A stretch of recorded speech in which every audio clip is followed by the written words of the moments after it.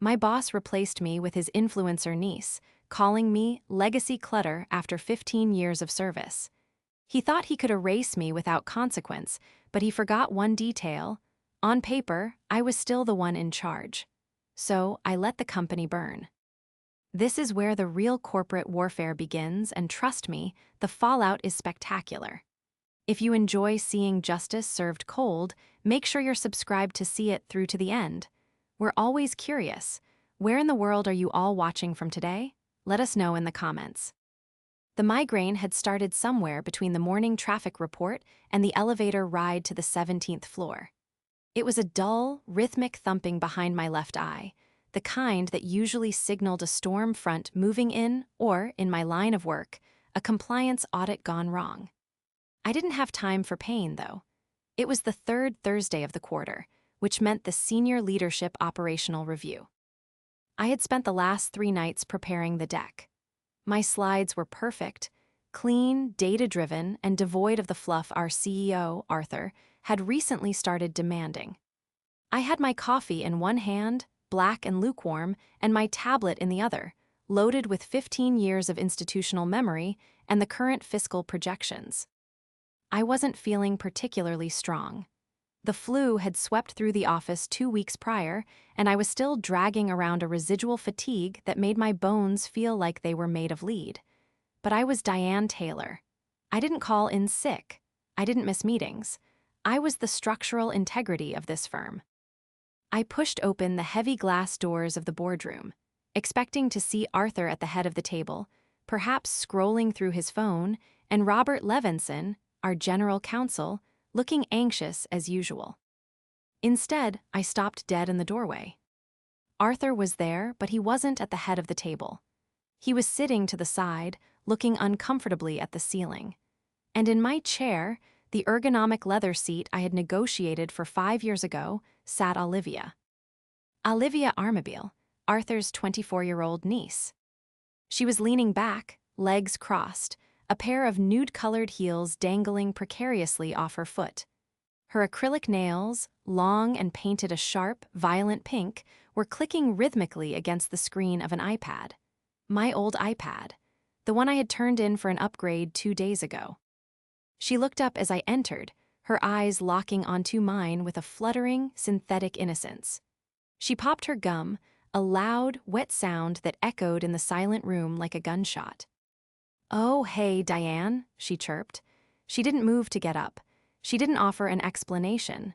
She just smiled, a tightness at the corners of her mouth that suggested she was waiting for a reaction.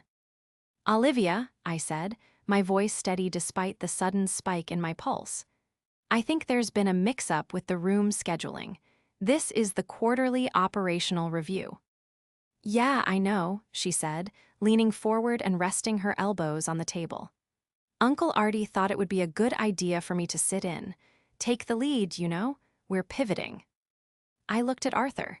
He finally lowered his gaze from the ceiling, offering me a weak, almost pitying smile. "Diane, come in, come in. Don't stand there like a ghost." "Take the lead," I repeated, ignoring his invitation to sit in one of the guest chairs against the wall. "Arthur, this meeting covers the merger compliance protocols and the Q3 risk assessment. Olivia has been here for 3 months as what is the title again? Digital brand evangelist." "Brand strategy lead," Olivia corrected, her voice dropping an octave, losing the chirp and gaining an edge. "And it's not just about compliance anymore, Diane. It's about the narrative. We're going in a fresher direction. The data is, well, it's boring. We need vibes." "Vibes," I said flatly. "Exactly," she said, popping her gum again. "Didn't you get the memo? We're restructuring the leadership optics. Less spreadsheets, more storytelling. Arthur thinks you're... How did you phrase it, Uncle Artie?" Arthur cleared his throat, looking everywhere but at me. "I said we need agility, Diane. You're incredibly solid, but solid doesn't scale on social. Olivia is going to handle the forward-facing strategy for the merger." My stomach turned. It wasn't just the disrespect, it was the sheer lunacy of it. We were weeks away from the biggest merger in the firm's history. "Arthur, you cannot be serious. The regulatory filings alone require. We have lawyers for that, Olivia interrupted, waving a hand dismissively. You just need to, support the vision, or not, but this is the new energy. I stood there, the humiliation washing over me in a cold, numbing wave.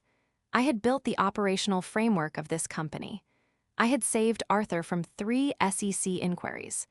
I had missed my own sister's wedding to finalize the acquisition of the Darby account.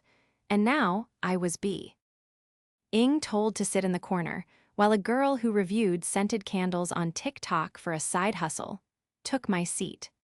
I didn't scream, I didn't throw my coffee. I just looked at Olivia, then at Arthur. I see, I said softly. Great, Olivia beamed, mistaking my shock for submission. Grab a chair, Auntie Diane, try to keep up. The nickname, Auntie Diane, hit me harder than the demotion. It wasn't affectionate, it was a weapon. It was designed to age me, to render me obsolete, to turn my experience into decay. I walked to the side of the room and sat in the hard plastic guest chair. As I watched Olivia fumble with the iPad, struggling to open a simple PDF, I felt something inside me snap. Not a loud break, but a quiet, decisive severance. The loyalty I had carried for 15 years evaporated in that single moment. The betrayal was worse than the diagnosis itself. The unraveling of my career didn't happen all at once. It was a slow, agonizing dismantling, like watching a house being stripped of its copper wiring while you were still living inside it. The meeting in the boardroom was just the opening salvo. By the following Monday, the physical erasure had begun. I arrived at the office at 7:00 a.m., my usual time, to find 2 men from facilities standing in my office. My real office. The corner suite with the view of the harbor, the one where I had signed the papers that saved the firm during the 2008 crash. They were packing my books into cardboard boxes. Excuse me, I asked, dropping my briefcase. What is going on? One of the men, a guy named Gary who I bought Christmas cookies for every year, looked down at his boots. Sorry, Ms. Taylor. Work order came down from the top. Priority restructure. We're moving you to the annex. The annex wasn't an annex. It was a glorified storage hallway on the interior of the floor, usually reserved for interns or seasonal tax auditors. Where is Arthur? I asked, my voice trembling slightly. He's in a breakfast meeting with the new strategy lead, Gary mumbled. Ms. Armabile wanted this space for a content creation studio. Said the natural light was wasted on administrative work. I watched them take my diploma off the wall, my MBA from Wharton, and toss it carelessly into a box filled with staplers. I was relocated to a windowless cube next to the break room. The air smelled perpetually of burnt popcorn and microwaved fish. My desk was half the size of my previous one, and my neighbor was the HR coordinator's succulent garden and a water cooler that hummed aggressively every 20 minutes. But the physical demotion was nothing compared to the professional isolation. Later that week, I passed Olivia in the hallway. She was surrounded by 3 new hires, all fresh out of college, all looking at her like she was a prophet. She was wearing a blazer that was more akin to a nightclub outfit than business attire, holding a latte that cost more than the interns made in an hour. Oh, look, she said loudly as I approached, stopping the group. This is Auntie Diane. She's like the institutional memory of the place, basically a living filing cabinet. The new hires giggled. If you guys ever need to know how we did things in the 90s, ask her, Olivia continued, flashing me a smile that didn't reach her eyes. She's legacy, like a fax machine in an iPhone world. I stopped. I could have listed the regulatory codes she was currently violating with her new social media blasts. I could have mentioned that the 90s she mocked was the decade that built the trust fund she was currently draining. Instead, I just smiled. It was a tight, polite smile. Legacy is important, Olivia. It keeps the roof from caving in on your head. She rolled her eyes. Sure, anyway, we're late for the vibe check. Bye, Auntie. They swept past me, a cloud of expensive perfume and arrogance. I went back to my cube and sat down. My computer access had been modified. I could no longer see the executive strategy folders. I was locked out of the merger timeline. I was, for all intents and purposes, a ghost. Arthur finally deigned to speak to me 2 days later. He found me in the break room while I was making tea. "Diane," he said, breathless, checking his watch. "Look, I know the transition has been bumpy, but you have to understand the market." "The market requires competence, Arthur," I said, not turning around. "You're letting a child fly a jet plane." "She speaks the language," Arthur insisted, his face flushing. "We're not in the stewardship era anymore. We're in the scaling era. Olivia has vision. You translate, you keep the lights on." "I kept this company from being indicted for insider trading in 2012, I reminded him, turning to face him. "I negotiated the Tokyo deal in Mandarin. I am not a janitor."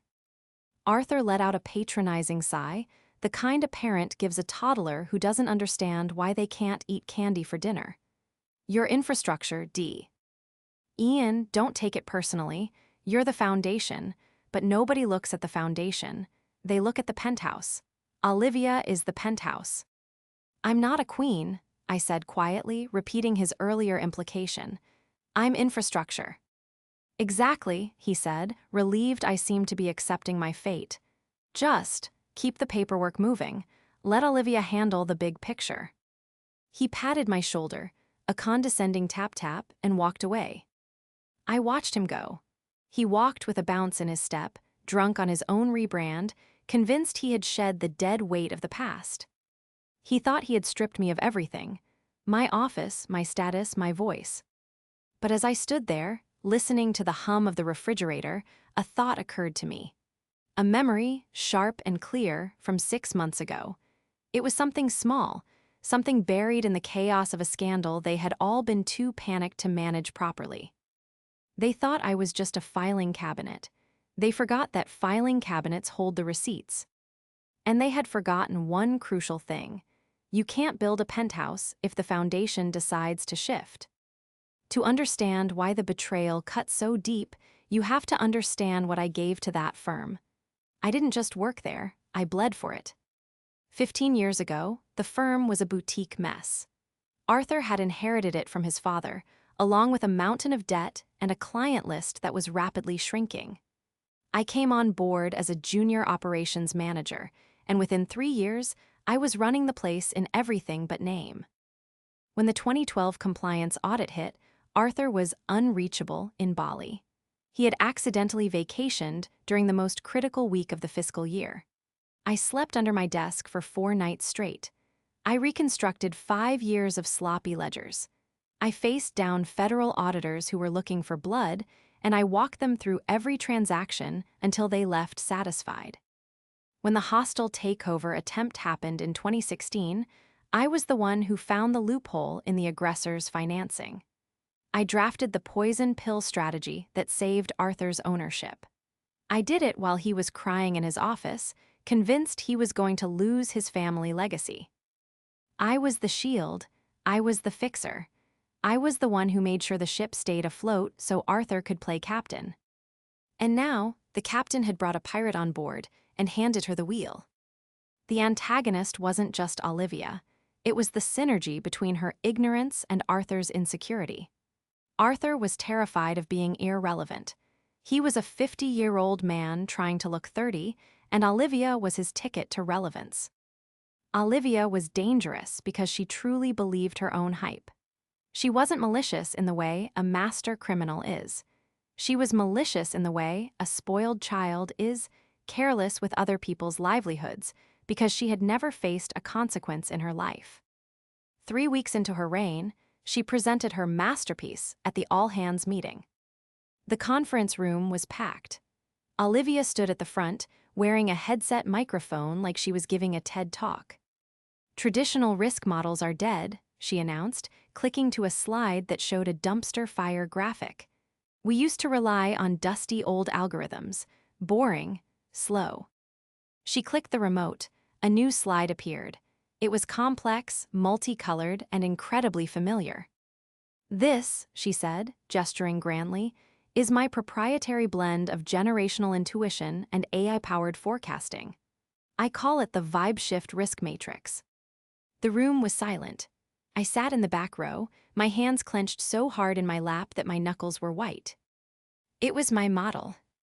It was the risk mitigation model I had built, brick by brick, during the volatility nightmare of 2020. I recognized the variables.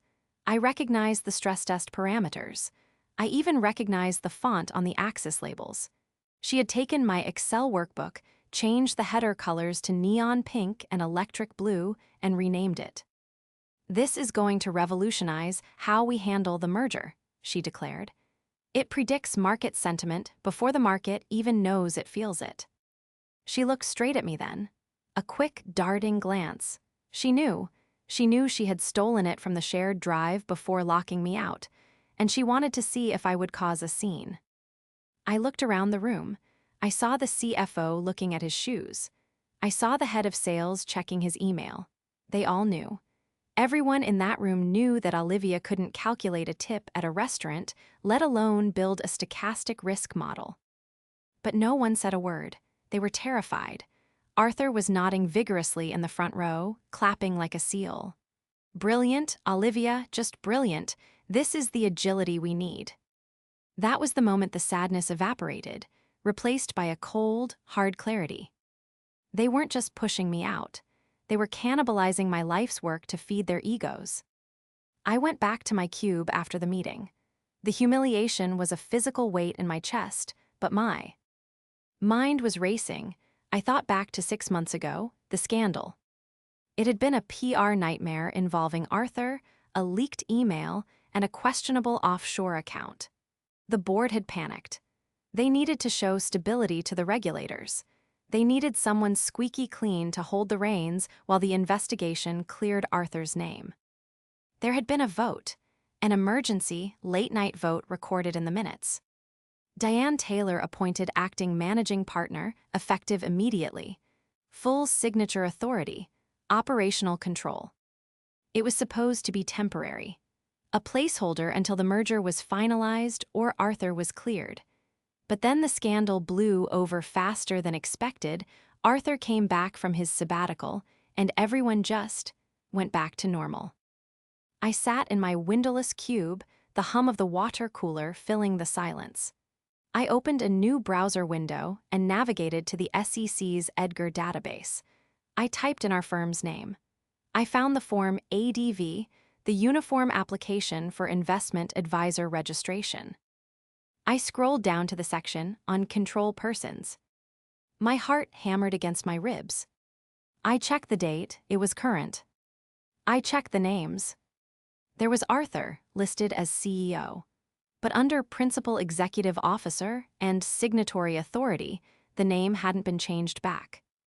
They had been so eager to push me aside, so desperate to pivot to vibes and fresh directions, that they had forgotten the most boring, unsexy part of the job: the paperwork. To the federal government, to the SEC, and most importantly, to the foreign firm we were about to merge with, Olivia didn't exist.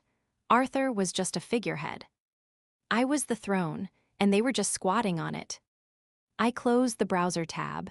A slow smile spread across my face for the first time in weeks. I wasn't infrastructure. I was the demolition crew, and the timer had just started. Monday morning didn't feel like a return to the grind. It felt like the beginning of a hunt.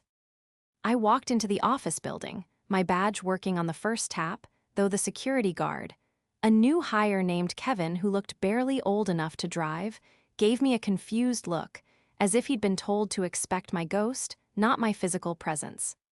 I ignored him and headed straight to the annex. My cube was exactly as I had left it, depressing, gray, and vibrating with the hum of the water cooler. But I wasn't there to sulk. I was there to gather ammunition. I unlocked my computer. They had restricted my access to the active strategy drives, but they had made a critical error. In their haste to silo me, they hadn't revoked my administrative permissions for the archival compliance system. It was the boring part of the network, the digital basement where we stored 10 years of tax records, audit trails, and officer designations. Olivia probably didn't even know it existed. I pulled up the employee directory first. My title was listed as Senior Operations Support, a made-up title for a made-up role. Then, I opened the external regulatory portal, the public-facing side of the SEC database. I needed to see it with my own eyes again, in the harsh light of a Monday morning, to ensure I wasn't hallucinating from stress. There it was, Form ADV filing date, April 6th. Principal Executive Officer, Diane Taylor, status, active. I printed it. The printer in the annex jammed, of course, because it was a relic from 2015, but I wrestled the paper out. I held the warm sheet in my hands, feeling the weight of it. Next, I needed to know exactly how deep the rot went. If I was legally liable for this firm, I needed to know what crimes were being committed in my name. I couldn't access Olivia's current emails, but I didn't need to. I had something better. I had the compliance flag log.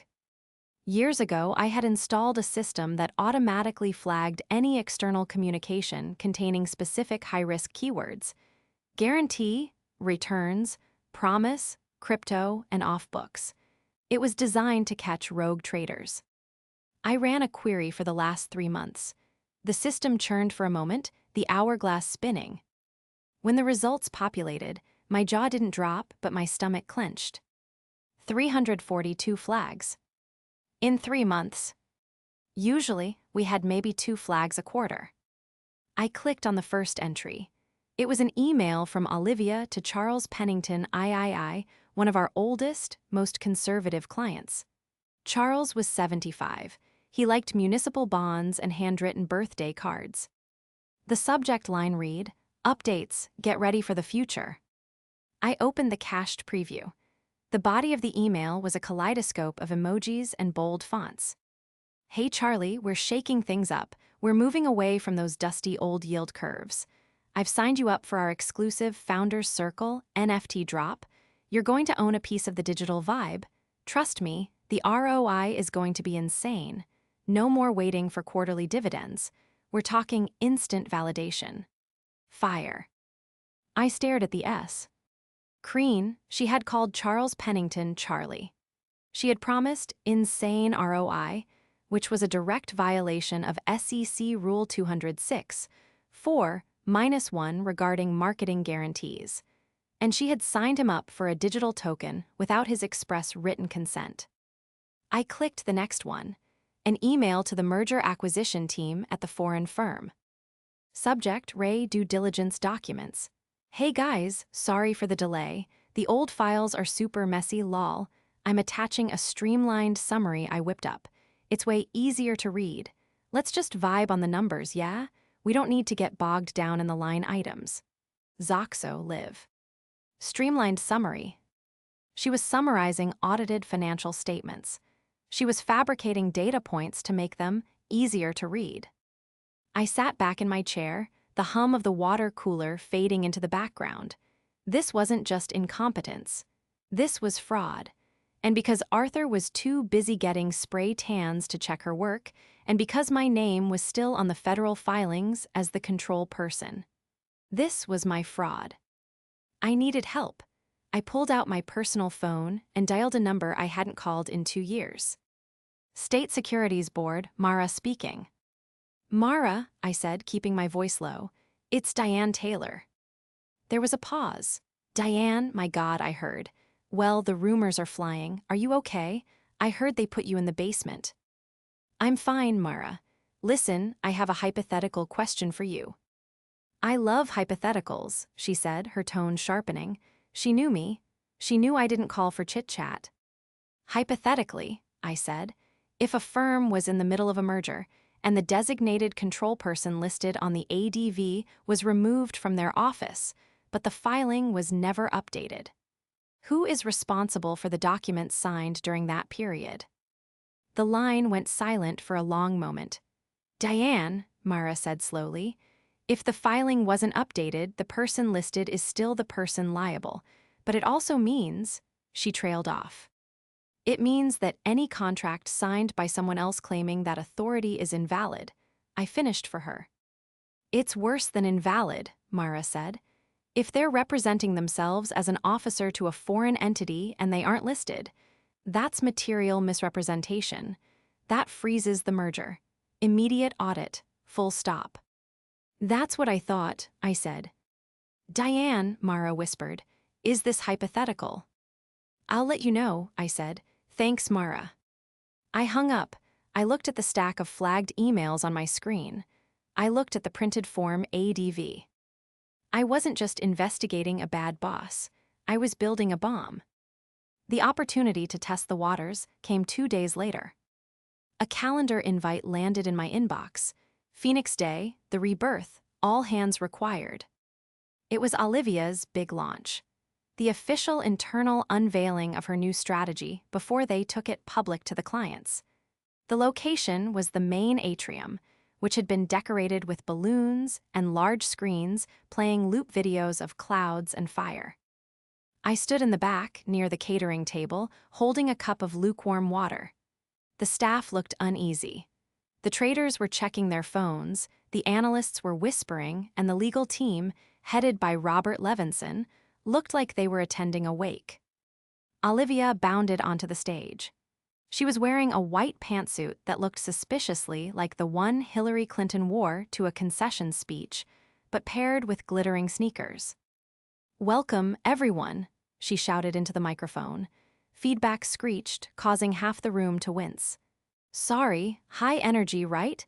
Today is the day we stop being a bank and start being a brand." She clicked a remote. The screen behind her exploded in animation. A golden bird rose from a pile of burning money. Subtle. "I present to you the Phoenix Protocol," she announced. "We are tokenizing our client relationships. Every client with over 5 million in assets will receive a unique, non-fungible token that grants them access to me." There was a scattered, confused applause. "And," she continued, "I'm happy to announce that we have already secured our first 10 participants, including the Pennington estate." I froze. She had actually done it. She had moved client assets into digital tokens. Arthur joined her on stage, clapping manically. "This is the future. This is the scaling I was talking about." He grabbed the microphone. "And I want to be clear. This merger we're approaching, it's going to be built on this technology. We are showing our partners that we aren't dinosaurs." I stepped forward. I didn't mean to, but my legs moved on their own. I walked out of the shadows of the catering area and into the center aisle. "Arthur," I said. My voice wasn't loud, but in the acoustic dead zone of the atrium, it carried. He stopped clapping. Olivia squinted against the stage lights. "Oh, look," Olivia laughed nervously. "The ghost of Christmas past." "Arthur," I said again, ignoring her, "did the C. Ampliance team review the liquidity terms for the Pennington transfer?" Arthur's smile faltered. "Diane, this isn't the time for." "Because," I continued, taking another step forward, "transferring assets from a secure trust into a speculative digital asset class without a 72-hour cooling-off period is a violation of the firm's fiduciary charter. Clause 4, Section B." The room went deadly silent. Robert Levinson, standing near the front, stiffened. He knew Clause 4, he wrote it. "We're agile now, Diane," Olivia snapped, stepping in front of her uncle. "The old rules don't apply to new assets. That's the whole point of disruption." "Disruption isn't a legal defense, Olivia," I said calmly. "And Arthur, regarding the merger, have the signatories been updated on the master agreement to reflect this change in asset structure?" Arthur turned red. "We are handling it, Diane. You are operations support. You support. You do not question strategy in an open forum." "I'm just asking," I said, my voice dropping to a polite, icy register. "Because if the signatory authority on the merger documents doesn't match the filed officer list during a material change in strategy, that's fraud." Olivia laughed. It was a harsh, barking sound. "Oh my God, you are so dramatic. Fraud. We're updating the brand, Diane. Go back to your cubicle and water your plant." "Yeah," Arthur added, puffing out his chest. "We have legal on this, Robert." He looked at Levinson. Levinson looked at me. He looked terrified. He didn't speak. He just gave a tiny, almost imperceptible shake of his head. "See," Arthur said, taking the silence for agreement. "Legal is fine. You're dismissed, Diane." I stood there for a second longer, letting the eyes of the entire firm bore into me. They saw a woman being scolded. They saw a relic being dusted off. But I saw something else. I saw Levinson's face. He knew. He realized, right in that moment, that he hadn't filed the paperwork. He had been so busy putting out Olivia's fires that he had forgotten to extinguish the one burning under his own chair.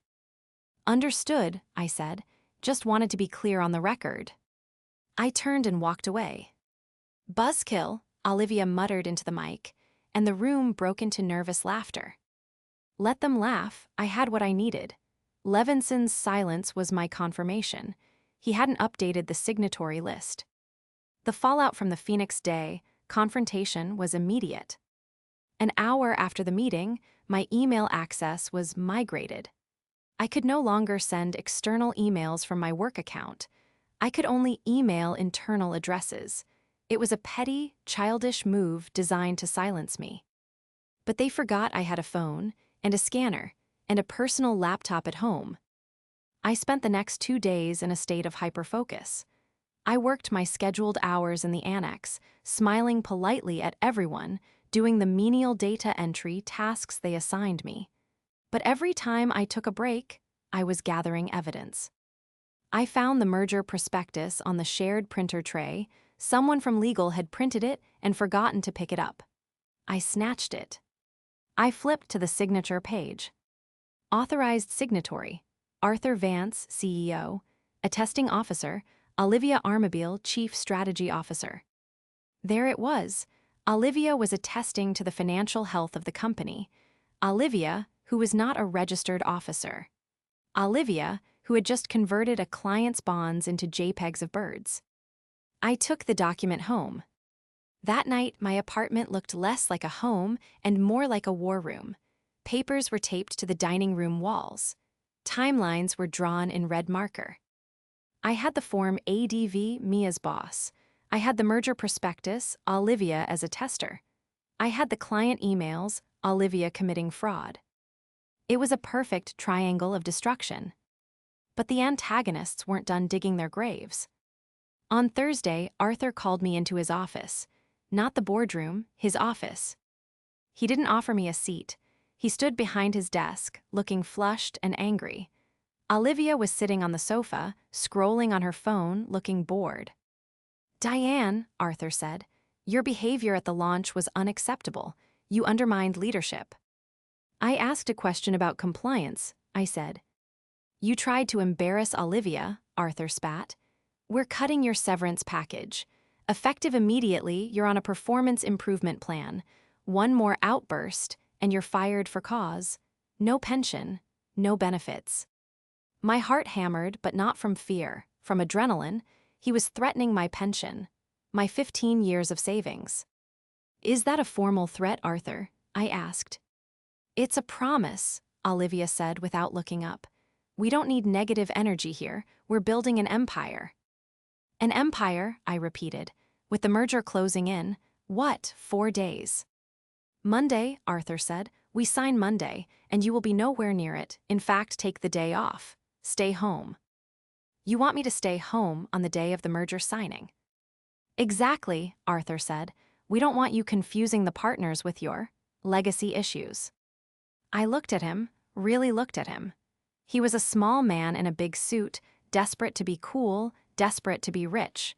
He had no idea that he had just given me the greatest gift possible. He was giving me the day off. He was removing me from the building, which meant when the bomb went off, I would be miles away, watching the smoke rise. "Okay," I said. "I'll stay home Monday." "Good," Arthur said, waving his hand. "Get out." I left his office. I walked back to the annex. I packed my personal items, my mug, a framed photo of my cat, my extra cardigan into my tote bag. I wasn't coming back to this desk. I sat down at the computer one last time. I opened my draft folder. I had written the email 3 days ago. It was addressed to Robert Levinson. Subject, ADV Officer Confirmation, Merger Impact. Hi, Robert. Following the leadership changes and my placement on a performance improvement plan today, I thought it prudent to confirm the current standing of my operational designation, as listed in the firm's April 6th filing with the SEC. As no formal reversal or amendment appears in the record, and as I am still listed as the principal executive officer, I want to ensure that my absence on Monday, per Arthur's instruction, does not constitute a dereliction of my fiduciary duty. Attached are the relevant filings and the merger prospectus signature page, which appears to list an unauthorized officer. Please advise. Best, Diane. I hovered the mouse over the send button. This was it. This was the point of no return. Once I sent this, Levinson would panic. He would have to tell Arthur. The chaos would begin. But I didn't send it yet. No, precision was key. If I sent it now, they might scramble and try to fix it over the weekend. They might forge a backdated document. They might find a loophole. I needed to wait. I needed to wait until the pressure was at its absolute peak. I saved the draft. I looked at the clock, 4:55 p.m. I stood up, put on my coat, and walked out of the annex. As I passed the glass walls of the conference room, I saw Olivia. She was taking a selfie with the merger documents. She had arranged them on the table next to a bottle of champagne. She looked up, saw me, and smirked. She held up the documents and waved, a mocking little flutter of her fingers. I pulled out my phone. I didn't wave back. I took a picture of her. A picture of an unauthorized employee mishandling sensitive financial instruments. Click. I walked out the revolving doors and into the fresh air. Enjoy the throne, Olivia, I whispered to the wind. I hope it's fireproof. The trap was set. Monday was going to be a bloodbath. Monday morning arrived with a silence that felt heavy, like the air before a tornado touches down. Arthur had told me to stay home. He had banished me from the premises to ensure I wouldn't confuse the optics of their victory lap. He wanted a clean stage for Olivia to sign the documents that would merge our firm with the Zurich-based asset group, creating a billion-dollar entity. He wanted the spotlight to hit her fresh face, her perfectly manicured hands, and her next-gen energy. He had forgotten that in a digital world, you don't need to be in the room to burn the house down. I sat at my dining table, wearing my silk pajamas and a pair of reading glasses. My laptop was open. Next to it was a pot of Earl Grey tea and the file I had prepared over the weekend. The clock read 9:55 a.m. The signing ceremony was scheduled for 10:00 a.m. It was being held via a secure video conference to accommodate the partners in Switzerland. I knew this because the calendar invite was still on the shared server I had archival access to. And because Arthur was sloppy with permissions, the Zoom link was right there in the description. I didn't click it yet. First, the detonator. I opened the draft email I had saved on Friday, the one addressed to Robert Levinson, but I made a small edit. I added 2 more recipients to the CC line. Hans Gruber, lead counsel, Zurich Partners Compliance at SEC. Gov, the general tip line for the Securities and Exchange Commission. I took a sip of tea. My hand didn't shake. I felt a strange, cold calm. This wasn't revenge. This was simply balancing the ledger. Click send. I watched the progress bar zip across the top of the screen. Message sent. I waited 1 minute, 2 minutes. At 9:58 a.m., my phone rang. It was Levinson. I let it ring. At 9:59 a.m., it rang again. Arthur. I declined the call. At 10:00 a.m., the ceremony was scheduled to begin. I adjusted my glasses, smoothed my hair. Even though I was in pajamas, I had dignity and clicked the Zoom link. The screen flickered to life. The view was split. On one side was our firm's boardroom, the one I had been kicked out of. It was festive. Balloons, champagne flutes, a banner that said Future X Legacy. Arthur was beaming in. His best suit. Olivia was sitting in the center chair, my chair, holding a gold pen, looking like she was posing for a magazine cover. Levinson was standing behind them, looking down at his phone with a face the color of ash. On the other side of the split screen sat the Swiss team. 3 men and 1 woman, all in dark suits, sitting in a pristine, glass-walled office in Zurich. They looked serious, ready to do business. The audio connected just as Arthur was speaking. Truly a historic moment, Arthur was saying, his voice booming with false confidence. We are so proud to have Olivia leading this transition. She represents the agility and modern vision our firm is pivoting toward. Thank you, Uncle Artie, Olivia chirped, flashing a peace sign at the camera. We are so ready to vibe with you guys in Europe. The head of the Swiss delegation, a man named Herr Muller, offered a polite, tight smile. Yes, we are ready to conclude. The documents are prepared. Right here, Olivia said, tapping the stack of papers. Ready to sign. Excellent, Muller said. Then let us proceed. Excuse me, I said.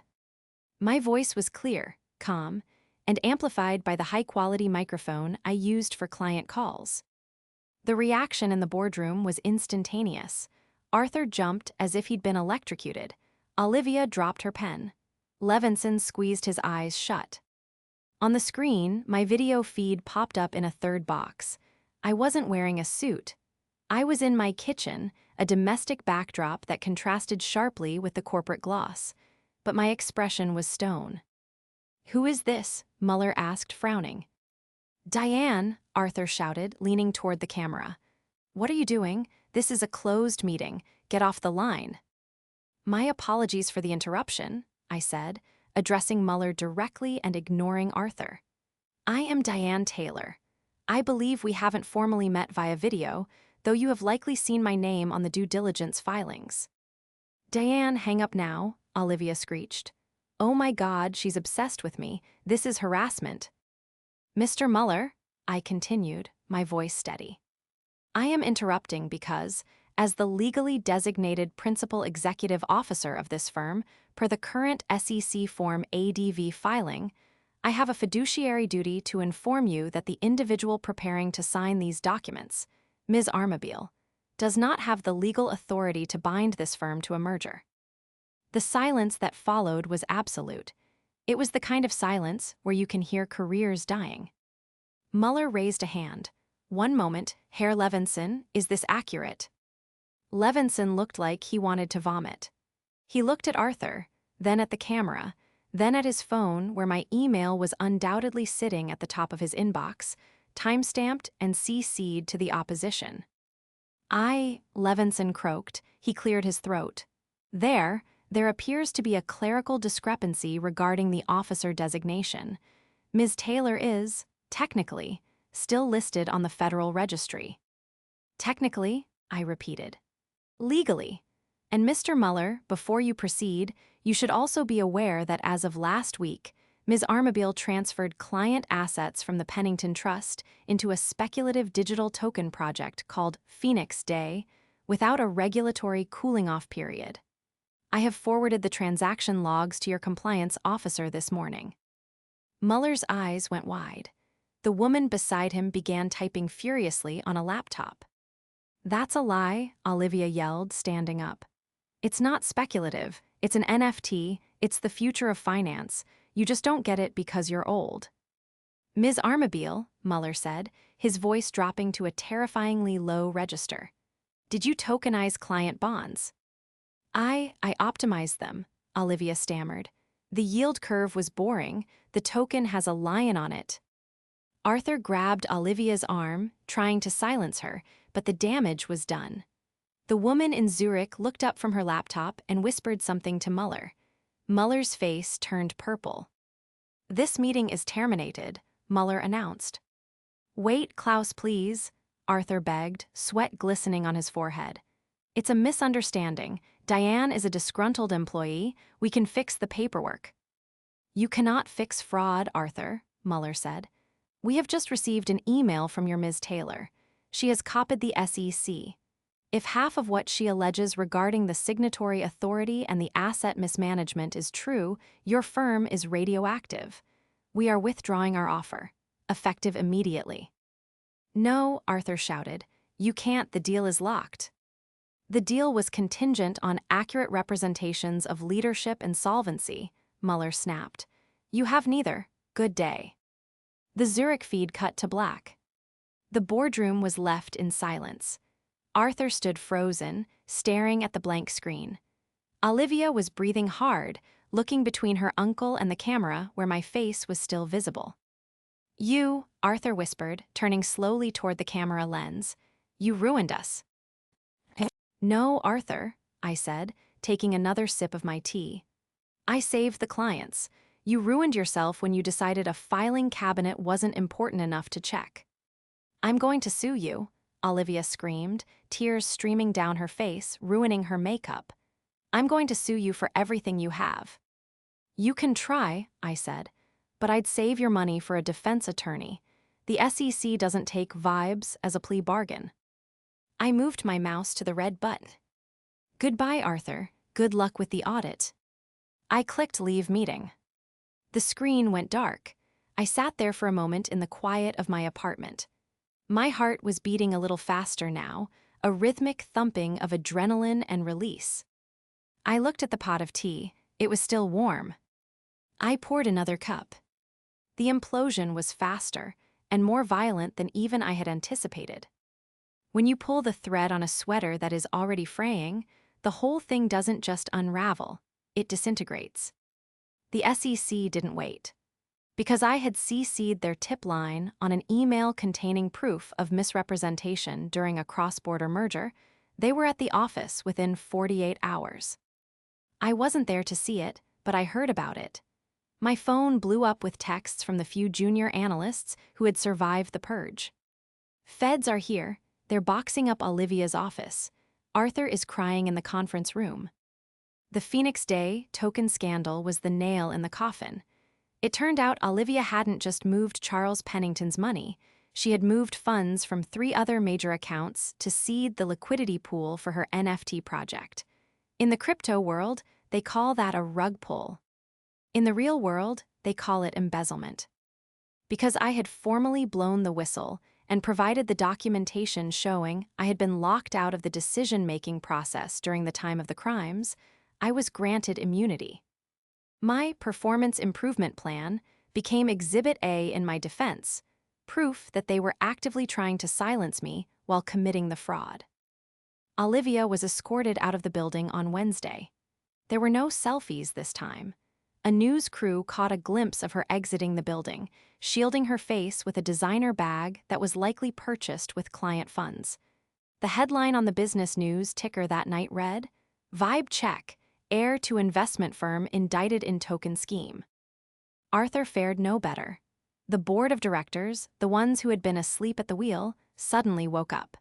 They fired him for cause, stripping him of his golden parachute. He was facing civil suits from the Pennington estate and a criminal inquiry for securities fraud. The last I heard, he was selling his vacation home in Bali to pay his legal fees. Robert Levinson lost his license. Negligence on that scale, failing to update an officer filing during a merger, is the kind of thing they teach you not to do in the first week of law school. He was quietly let go and moved to a small town upstate to practice real estate law. As for the firm, it didn't survive. The reputational damage was terminal. The clients fled, the assets were liquidated, and the doors were shuttered. But I didn't go down with the ship. 2 weeks after the Zoom showdown, I received a phone call. It was from Charles Pennington III. "Diane," his voice crackled over the line, sounding weary but clear. "I wanted to thank you. The investigators told me that if you hadn't flagged that transfer when you did, the money would have been in a Cayman wallet by Tuesday." "I was just doing my job, Mr. Pennington," I said, "even if they didn't want me to." "Yes, well," he chuckled, "it seems legacy clutter is quite valuable after all. Listen, Diane, I'm moving my portfolio to a new firm. Vanguard and Stone, they're old school, boring. but they're looking for a director of operations who understands that boring is beautiful. I told them you were the only person I trust to watch the numbers. I'm listening, I said. They're offering a starting salary double what Arthur was paying you, and a seat on the board, full voting rights, no acting titles. I smiled. Tell them I can start Monday. I walked into Vanguard and Stone the following week. My new office was real. It had mahogany furniture, a view of the skyline, and not a single neon sign in sight. On my first day, I was setting up my desk, placing my framed photo of my cat and my Wharton diploma, when my phone buzzed. It was a notification from LinkedIn. Olivia Armabile has viewed your profile. I clicked on her profile out of curiosity. Her photo had been changed from the glossy professional shot to a generic gray avatar. Her headline, which used to read Chief Strategy Officer Visionary Disruptor, now simply read, Open to Work. I thought about sending a message. I thought about typing, how's the vibe, or need a reference. But I didn't. That was the difference between us. She did things for the reaction, for the engagement, for the noise. I did things for the result. I closed the tab, blocked her profile, and turned my attention to the stack of compliance reports on my desk. They were dense, dry, and filled with numbers. They were beautiful. I picked up my pen, checked the date, and signed my name. Diane Taylor, Director of Operations. The ink dried instantly, permanent, unerasable. And this time, I made sure I kept a copy.